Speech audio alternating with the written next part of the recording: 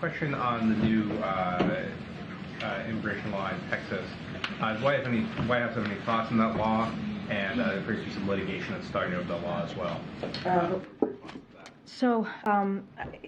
Look, this is an extreme law that will not and does not make the communities in Texas safer. It just doesn't.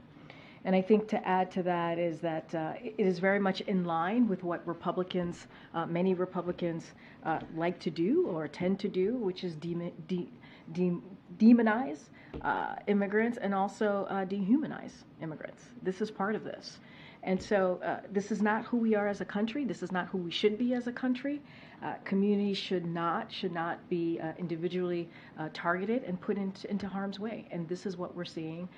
Again, this is something that Governor Abbott has done over and over again. There are plenty of examples that I've listed out from here before. Whether it's leaving migrants in the side of the road in the middle of winter, installed razor wire near the border, making it more dangerous for Border Patrol to do their jobs, and placed bayous in the river, making it harder for Border Patrol to do their jobs as well. Oh my God. So this is certainly extreme as we see it, and it is incredibly unfortunate, but this is what we see from particular Republicans trying to dehumanize a group of people who are coming here, or some of them trying to migrate here, and they're putting them in harm's way. What a loser.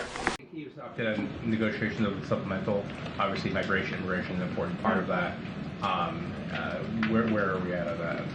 So look, the president has been very clear that he wants to make sure that we come to a bipartisan agreement on this issue, and that border security obviously is important, and we need to figure this out in a bipartisan way. And so he's encouraged by the discussions that we've been seeing. There is progress that is happening, and the president also believes that we need to fix immigration. Right? This is why on his first day in office he put forth a comprehensive immigration legislation, and he took this very seriously.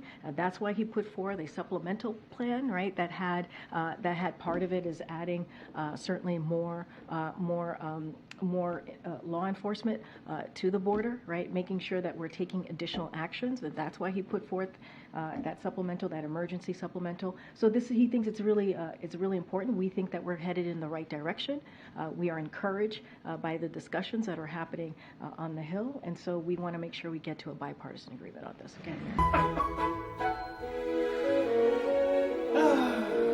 On the Texas immigration law, the ACLU has already filed a lawsuit. Does the president support the government also taking legal action here? So the Department of Justice, they're going to decide whether they're going to file a lawsuit here. Certainly, I'm not going to get ahead of that. In 2012, the Supreme Court upheld the rule that the federal government, not individual states, have the authority to decide who gets into the country. But this is now obviously a more conservative court. I mean, are you concerned that the position may now be changed, that a conservative court could use this to revisit? I mean, look, I can't speak to the conservative court. You said it in your question to me, which is like the federal court, not individual state, is in charge of determining how and when to remove non-citizens for violating immigration laws. That is where that sits, and that's where that belongs. And look, as you just stated, in 2012 it happened, and it was struck down, right? The court struck that down. As far as what's going to happen next, the DOJ, the Department of Justice, certainly is going to make that decision. I'm not going to get ahead of it, but there is precedent.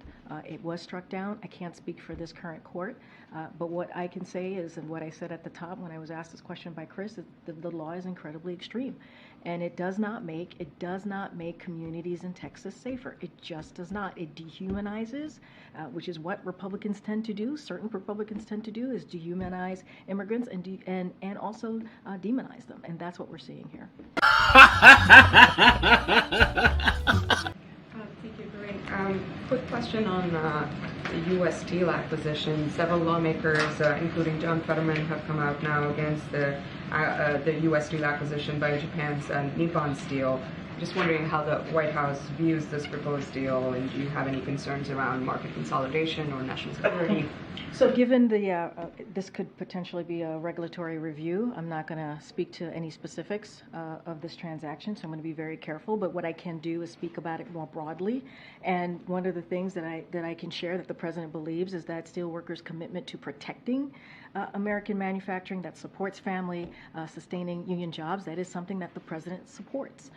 That is something that the President certainly shares with steelworkers. But I'm going to be super mindful and certainly not comment on the review. And I'll also say that the President is committed to competition because he knows competition means lower costs for consumers and higher wages for workers.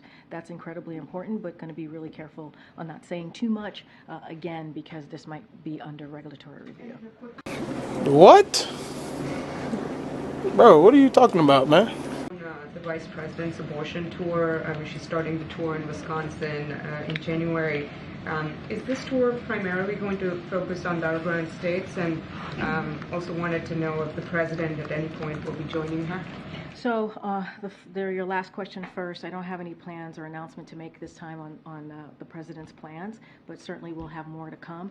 As to the Vice President's and where she's going to be going, there'll be certainly more to share. I'll share a couple of things more broadly. As you just stated, she's going to kick off a nationwide reproductive freedoms tour to continue fighting back against extreme attacks on reproductive care. She will hit the road in states across the country, bring together thousands of people, and discuss the harm caused by extreme abortion bans while sharing stories of those who have been impacted.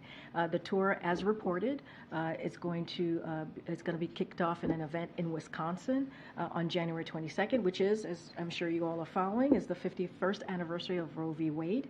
And since Roe v. Wade was overturned, Republican elected officials have imposed dangerous abortion bans that put the health of women in jeopardy. As we've heard stories over and over again, force women to travel out of state for care and threaten to criminalize doctors. So the President and the Vice President are going to continue to show their fight to protect women's right to make a decision on their own health care. And that decision, as we all know, is incredibly difficult. Those types of health care decisions that women have to make is incredibly difficult. And it should be something that they decide along with their family and their doctors. It should not be decided by politicians.